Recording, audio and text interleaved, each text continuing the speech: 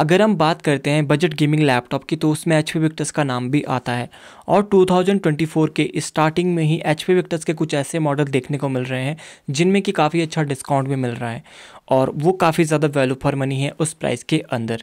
लेकिन उनमें अभी कुछ मॉडल अनअवेलेबल है, अभी स्टॉक में नहीं है, लेकिन कुछ मॉडल अवेलेबल तो है, लेकिन उनमें कुछ टाइम के लिए ही डिस्काउंट देखने को मिला था, अब उनका प्राइस बढ़ चुका है। तो इस सेल के दौरान जो रिपब्लिक डे सेल थी, अगर आपने इस लैपटॉप को मिस कर दिया होगा जो कि है एचपी विक्टस का ये मॉडल, तो आपको काफ़ी ज़्यादा रिग्रेट होने वाला है। तो 65,000 में ये लैपटॉप क्यों सबसे ज़्यादा वैल्यू फॉर मनी था, उसी के बारे में हम इस वीडियो में बात करेंगे। तो ये जो लैपटॉप है रिपब्लिक डे सेल में, ये जब सेल स्टार्ट हुई थी तो इसका प्राइस जो है 65,000 2 दिन तक रहा था।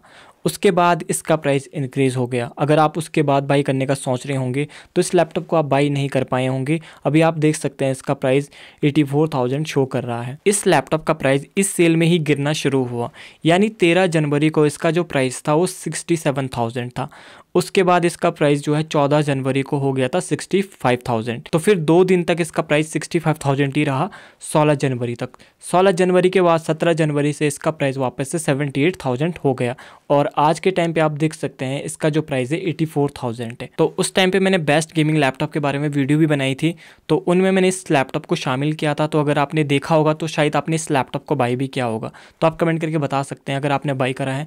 और अगर आपके पास जो है पहुँच गया है लैपटॉप, तो आप बताइएगा कि इसकी परफॉर्मेंस कैसी है, आपका एक्सपीरियंस कैसा रहा, तो कमेंट करके आप ज़रूर बताइएगा। तो सबसे पहले हम बात कर लेते हैं कि 65,000 में और क्या मिलता है, दूसरे लैपटॉप क्या स्पेक देते हैं। तो 65,000 में अगर हम बात करते हैं 100% sRGB की पहले बात कर लेते हैं। इसमें क्योंकि जो डिस्प्ले वो 100% sRGB के साथ में आती है, तो 100% sRGB में आपको थिन लाइट कैटेगरी में मिलते हैं, जैसे Asus VivoBook Pro 15 जो कि RTX 3050 के साथ में मिलता है।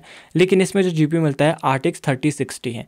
तो 3060 के साथ में 100% sRGB डिस्प्ले के साथ में इस प्राइस के अंदर आपको कोई भी लैपटॉप देखने को नहीं मिलता है। और इस लैपटॉप को आप कंपेयर कर सकते हैं, ये सिमिलर है उस लैपटॉप की तरह जो कि एक Lenovo का लैपटॉप आता था, Lenovo IdeaPad Gaming 3। उसमें आपको Ryzen 7 मिलता था और RTX 3060 मिलता था, लेकिन वो भी 100% sRGB के साथ में मिलता था। लेकिन उसका जो प्राइस था, लोएस्ट प्राइस, वो 80,000 में बेस्ट था, वैल्यू फॉर मनी था। लेकिन उसके बाद वो लैपटॉप अभी आजकल अवेलेबल नहीं है। अगर हम बात करते हैं इसमें जो CPU मिलता है, आप सोच रहे होंगे इसमें जो CPU Ryzen 5 5600H मिलता है, तो ये तो काफ़ी ज़्यादा पुराना CPU है, या फिर ये 2024 में लेना चाहिए, नहीं लेना चाहिए। तो सबसे पहले मैं आपको बता दूं, अगर आपको इस प्राइस के अंदर अगर आप एक अच्छा GPU लेने जाएंगे लैपटॉप में, तो आपको मैक्सिमम RTX 3060 ही मिल सकता है, जो कि वो भी नहीं मिल पाएगा इस प्राइस के अंदर। अगर आप 65,000 तक जाते हैं, तो अगर आपको 12th जेन का इंटेल का CPU मिलता है, तो उसके साथ में आपको RTX 2050 GPU मिलता है ज़्यादातर। तो RTX 3050 भी नहीं मिलता है, बहुत मुश्किल से मिलता है। 3050 अगर मिलेगा तो आपको इसी तरह का CPU मिलेगा, Ryzen 5 या फिर इंटेल का जो है वो 11400H, यही CPU आपको मिलते हैं और 3050 के साथ में।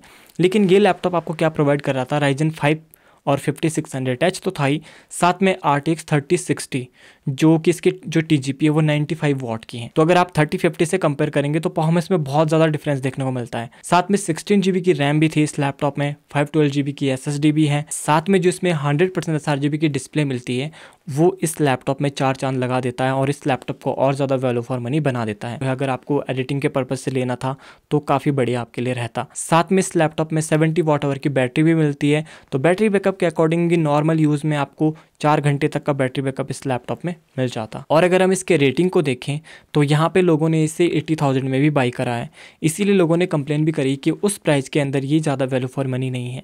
लेकिन 65,000 के अंदर ये बहुत ही ज़्यादा वैल्यू फॉर मनी लैपटॉप था। तो अब तो पता नहीं इसका प्राइस इतना कब ड्रॉप होगा, लेकिन जिन्होंने बाई करा होगा तो उनके लिए ये काफ़ी ज़्यादा अच्छी डील रही होगी। तो लॉक के भी अगर हम देखते हैं 65,000 में, तो ये लैपटॉप मिलता है i5 12450H, लेकिन ये लैपटॉप आपको RTX 2050 के साथ में मिलता है और इस लैपटॉप में आपको 3060 मिलता है HP विक्टस में।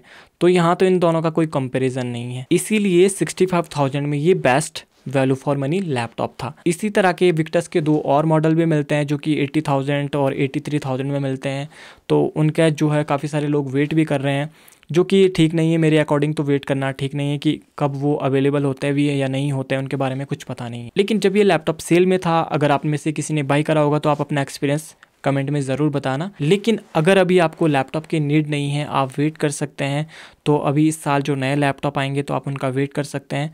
तो उनमें देखते हैं कि किस तरह के लैपटॉप आते हैं और किस प्राइस के अंदर। तो ये था इस लैपटॉप के बारे में अपडेट। अगर इसका प्राइस कभी दोबारा ड्रॉप होता है तो मैं आपको अपडेट कर दूंगा। आपका क्या ख्याल है इस लैपटॉप के बारे में, कमेंट करके बताइए। अगर आप इस चैनल पर नए आए हो तो वीडियो को लाइक करके चैनल को सब्सक्राइब जरूर कर लेना। मिलता हूँ ऐसे किसी नई वीडियो में, तब तक के लिए बाय।